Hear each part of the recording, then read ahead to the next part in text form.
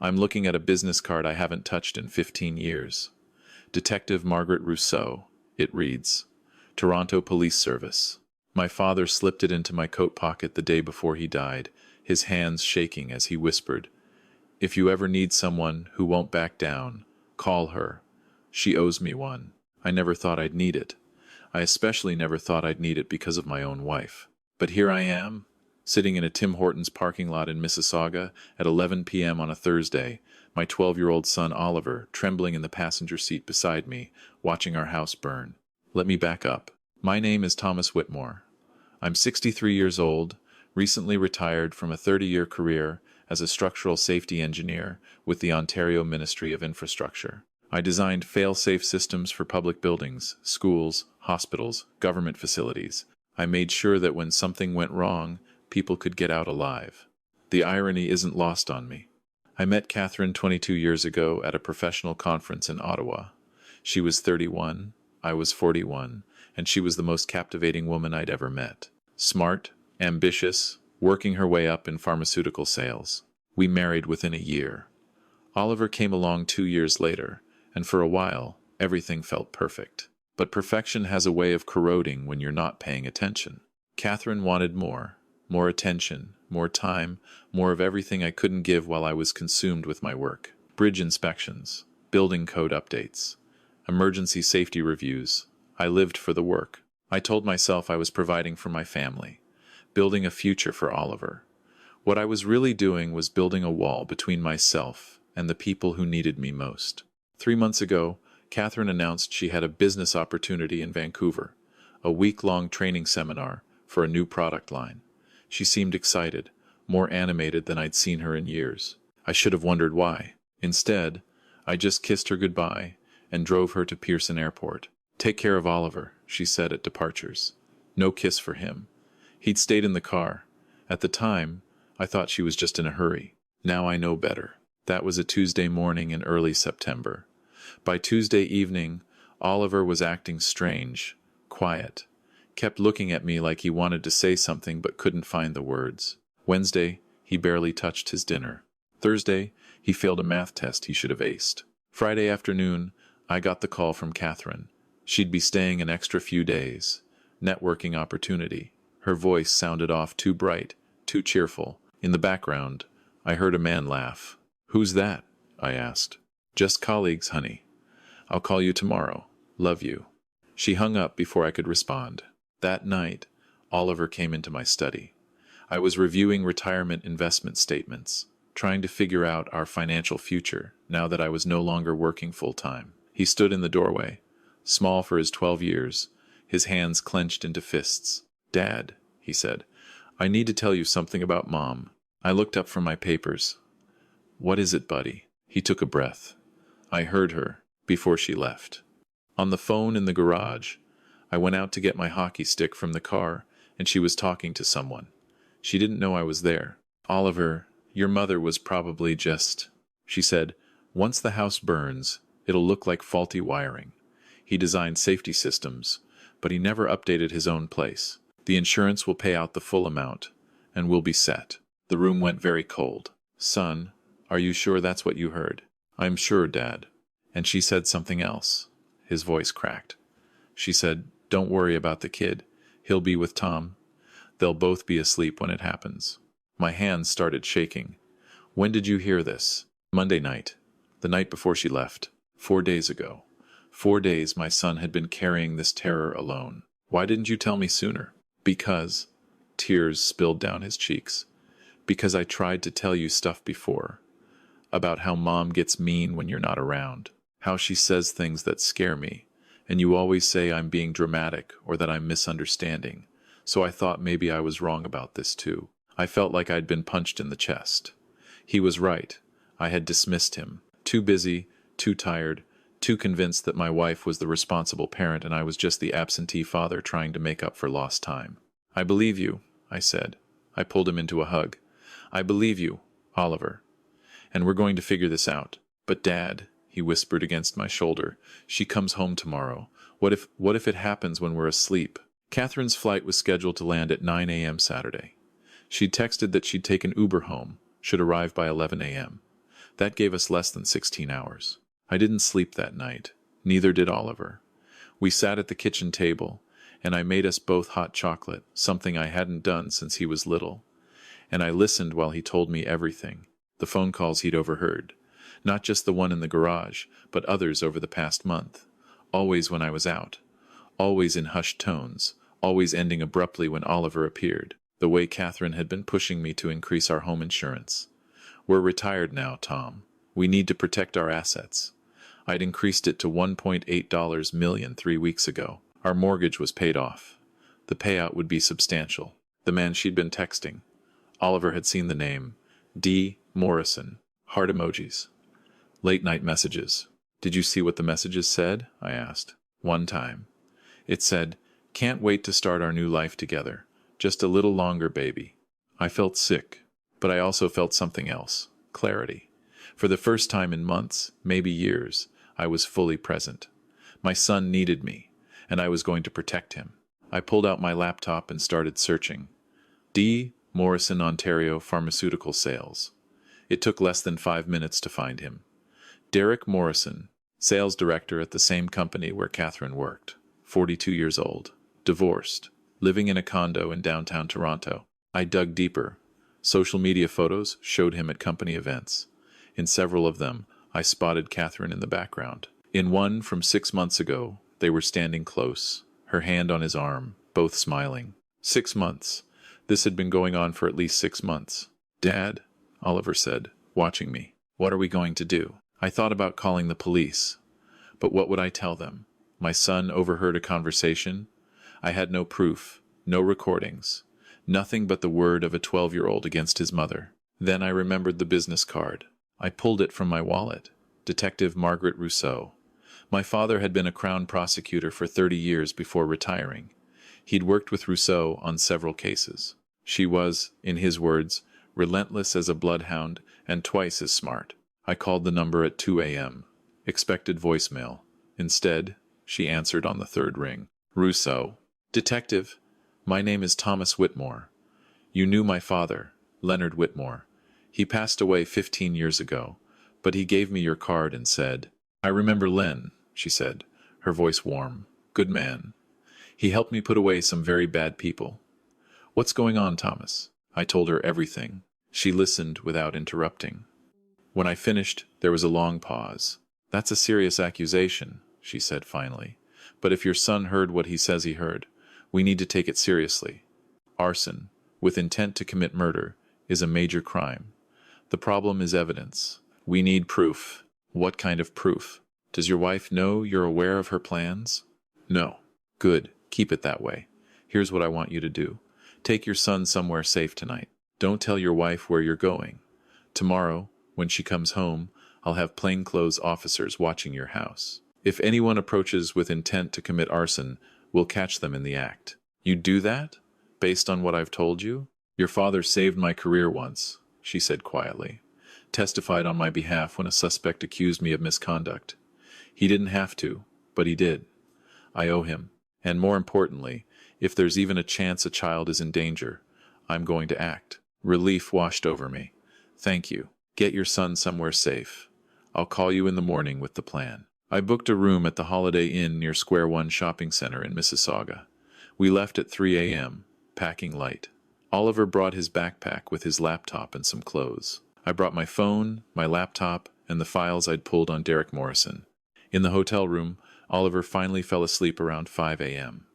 I sat by the window, watching the sun rise over the city, and thought about my marriage. Had there been signs? Of course there had been. The distance, the coldness, the way Catherine had stopped asking about my day, stopped sharing hers. The separate bedrooms we'd adopted 2 years ago. "You snore," she'd said. But I'd never snored before. I'd told myself it was normal. Marriage after 20 years. People grow apart. We'd get through it. I'd been so stupid. My phone buzzed at 8:30 a.m. Detective Rousseau. "We're in position," she said. 2 unmarked cars on your street. Officers positioned with clear sight lines to your house. If anyone approaches, we'll see them. Catherine lands at 9 a.m., I said. She'll be home by 11. Good. Now, Thomas, this is important. I need you to stay away from the house. No matter what happens, you and Oliver stay put. Understood? Understood. At 9:47 a.m., my phone buzzed. A text from Catherine. Landed. So good to be home. See you soon. My stomach turned. How could she send a heart emoji while planning to murder her husband and son? At 10:30 a.m., another text. Uber's here. Be home in 20. Can't wait to see you both. I showed Oliver.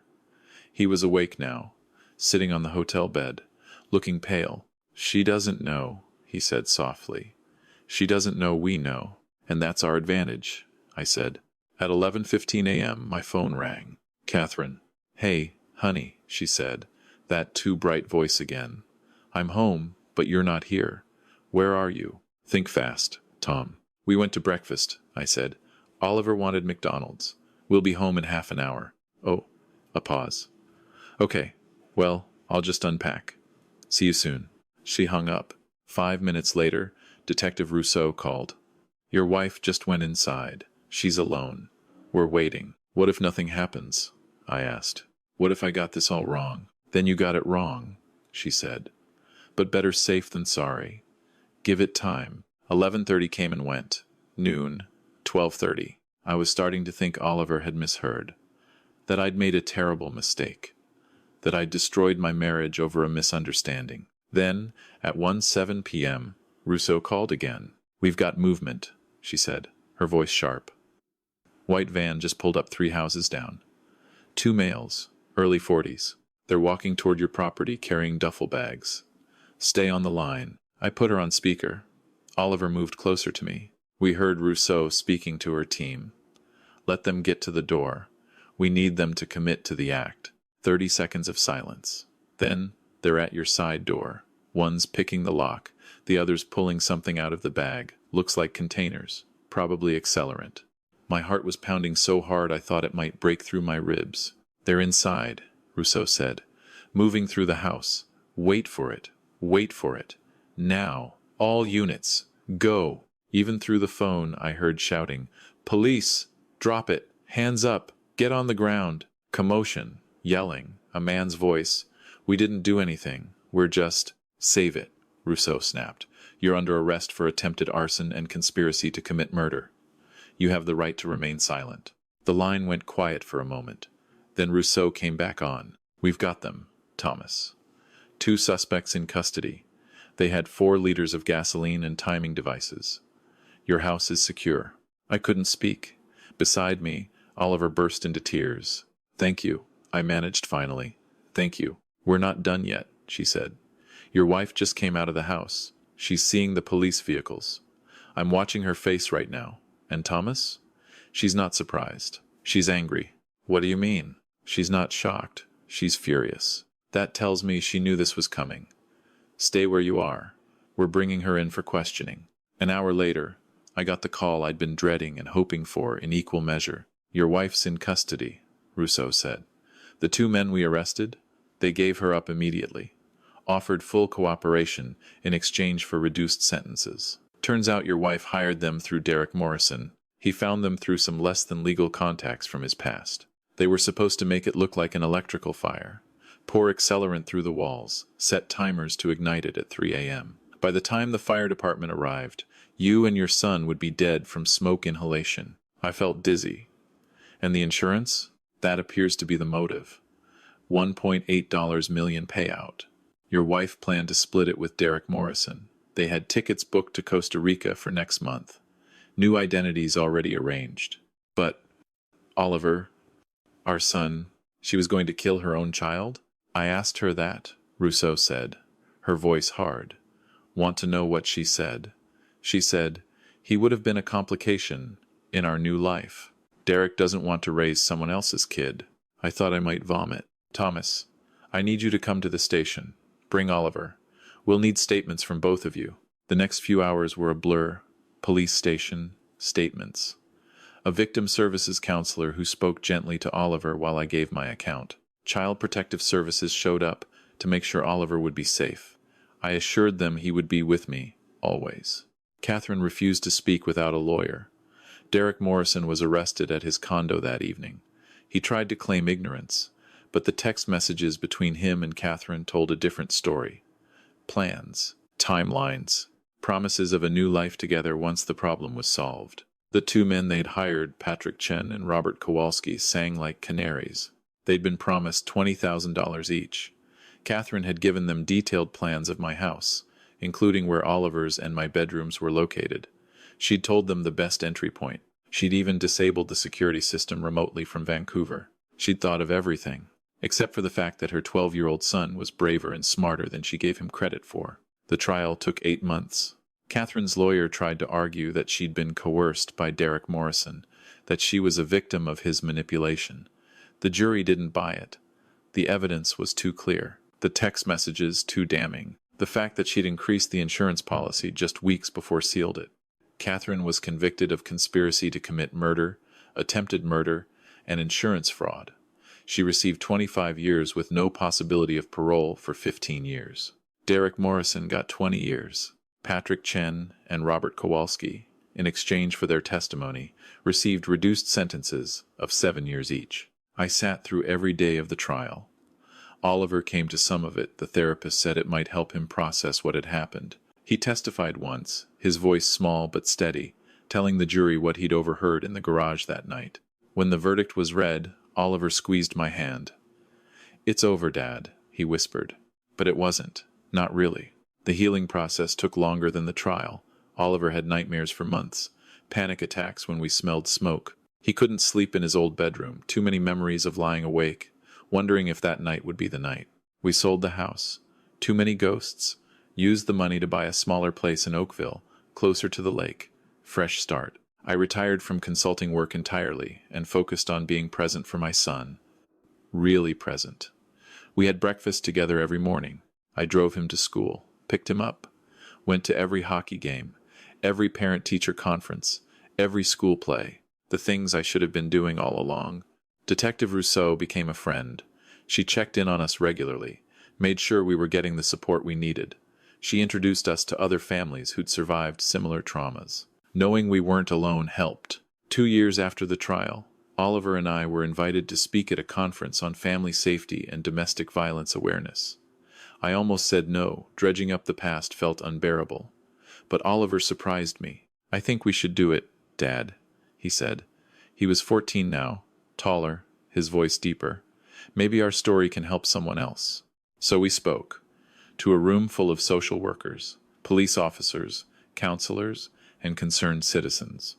I told them about the signs I'd missed, the way work had consumed me, the distance I'd let grow in my marriage, the warnings from my son I'd dismissed. Oliver told them about carrying the fear alone, about not knowing if he'd be believed, about the moment his father finally listened. "Trust your children," he said to the audience. "Even when what they're saying sounds impossible. Even when it's about someone you love. Sometimes kids see things adults don't want to see." The applause was long and heartfelt. Afterward, 3 people approached us separately. Each one had a child who'd tried to warn them about something. Each one had dismissed those warnings, just like I had. "Thank you," one woman said, tears streaming down her face. "I'm going to go home and really listen to my daughter tonight. That made it worth it." Now, 5 years later, Oliver is 17. He's applied to university for criminology. Wants to be a detective like Rousseau, he says. Wants to help people who can't help themselves. I couldn't be prouder. As for me, I've learned some hard lessons. I've learned that the people we trust most can harbor the darkest intentions. I've learned that professional success means nothing if you lose your family in the pursuit of it. I've learned that children often see truth more clearly than adults, unburdened by the need to believe comfortable lies. Most importantly, I've learned that paying attention, really paying attention to the people you love, is the most important job you'll ever have. If there's one thing I could say to anyone reading this, it's this. Listen to your children. When they tell you they're afraid, believe them. When they warn you about danger, investigate. Don't dismiss their concerns as childish imagination or dramatic exaggeration. They may be small, but their instincts are often sharper than ours. And if you're a parent who's buried yourself in work, who's let distance grow in your relationships, who's stopped really seeing the people in your own home, stop. Right now, put down whatever you're doing and go talk to your kids. Ask them how they're really doing. Listen to the answer. Because I almost lost everything because I was too busy to pay attention. Oliver saved both our lives by being brave enough to speak up, but I nearly missed the warning because I'd stopped really listening. Don't make my mistake. The work will always be there. The deadlines will always exist. But your children? They're only young once, and they need you to be present, attentive, and willing to believe them, even when the truth is painful, especially when the truth is painful. I look at Oliver now, this young man who saved our lives at 12 years old, and I make a promise to myself every single day. I will never stop listening. I will never be too busy. I will never dismiss what he tells me, no matter how uncomfortable it makes me. Because the alternative, the one where I didn't believe him, where we went home that Saturday night, where we fell asleep in our beds, doesn't bear thinking about. Trust your instincts. Trust your children, and never assume that the people closest to you are incapable of the unthinkable. Sometimes the greatest danger wears a familiar face. Sometimes the person sharing your bed is planning your funeral. And sometimes, if you're very lucky and your child is very brave, you get a second chance to be the parent you should have been all along. I didn't waste mine.